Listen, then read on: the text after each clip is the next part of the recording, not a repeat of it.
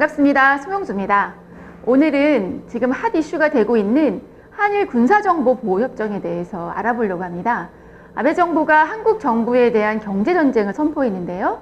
반도체에 대한 주요 소재에 대한 수출 규제에 이어서 화이트리스트 제외까지 과거사를 부정하고 우리 정부를 굴복시키려는 속셈인데, 마치 사죄하지 않는 일본이 문제가 아니라 합의를 지키지 않는 한국이 문제라면서 적반하장으로 생떼를 쓰고 있는 상황입니다. 이것은 미국과 중국의 패권전쟁, 그리고 남과 북, 그리고 미국이 판문점의 정상회동 등을 통해서 급변하는 동북아 정세가 펼쳐지고 있는데, 이 속에서 일본 패싱, 소위 일본을 소외시키고 있는데 이것에 대한 몸부림으로 보입니다. 아시는 것처럼 일본 우파 지배 세력은 남북의 평화와 번영을 달가워하지 않습니다. 남북이 화해하고 중국, 러시아와 가까워지면 가까워질수록 결과적으로는 일본 소외가 고착화되지 않을까 두려워하고 있는 것인데, 더군다나 한반도의 정전체제를 끝내고 평화체제로 전환하는 이 과정에서 철저하게 소외된 일본으로서는 자국의 안보를 위해서라도 안간힘을 쓸 수밖에 없는 것입니다. 아베 정부가 무리수를 두면서까지 한국에 대해 경제 제재에 나선 것은 조미관계 개선과 남북의 화해를 더 이상 방치했다가는 속절없이 주변부로 밀려날 수밖에 없다는 위기의식 때문인 것 같습니다. 지금은 거대한 전환기적인 변화가 시시각각 전개되고 있습니다. 지금까지 동북아와 한반도 정세를 규정했던 국제 질서가 총체적으로 변화하고 있다는 것인데요. 미국의 주도 아래 1951년에 체결된 샌프란시스코 조약으로 유지되었던 동북아 질서는 그 근간이 흔들리고 있습니다. 이 조약은 전쟁을 종식하는 조약인데요.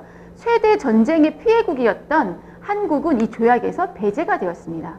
근데 이제 한국이 동등한 관계를 유지하고자 하니 일본의 입장에서는 열받겠죠.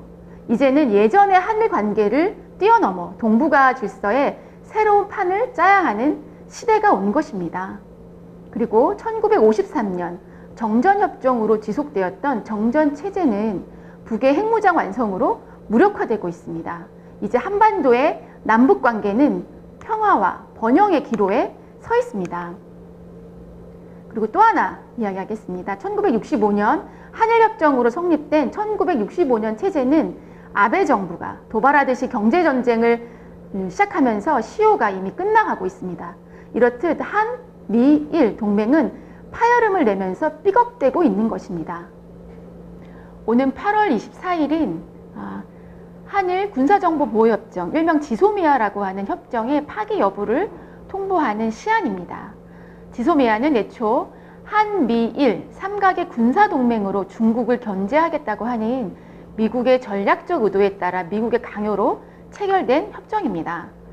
2016년도 기억나시죠? 탄핵 촛불로 굉장히 궁지에 몰렸던 박근혜 정부가 국민의 동의 없이 졸속으로 체결하였던 협정이죠. 북핵 대응을 핑계로 일본 자위대를 군사협력의 파트너로 인정하고 일본의 군사대국화의 길을 열어준 아주 굴욕적인 협정인 것입니다. 지소미아는 또 한미일 군사협력의 상징입니다. 한국 정부가 지소미아를 파기하면 한일 관계뿐만 아니라 한미 관계에도 영향을 미치게 된다는 의미입니다. 미국의 동북아 패권 유지에 동조하고 전쟁 국가를 꿈꾸는 아베의 군국주의적 야망에 협조해서야 되겠습니까? 며칠 있으면 8월 15일 광복절입니다. 한일 군사정보보호협정의 파기 여부는 대한민국의 자주성을 보여주는 시금석이 될 것입니다. 역사를 잊은 민족에게 미래가 없다고 합니다. 우리 절대로 잊지 맙시다. 송영주였습니다. 감사합니다.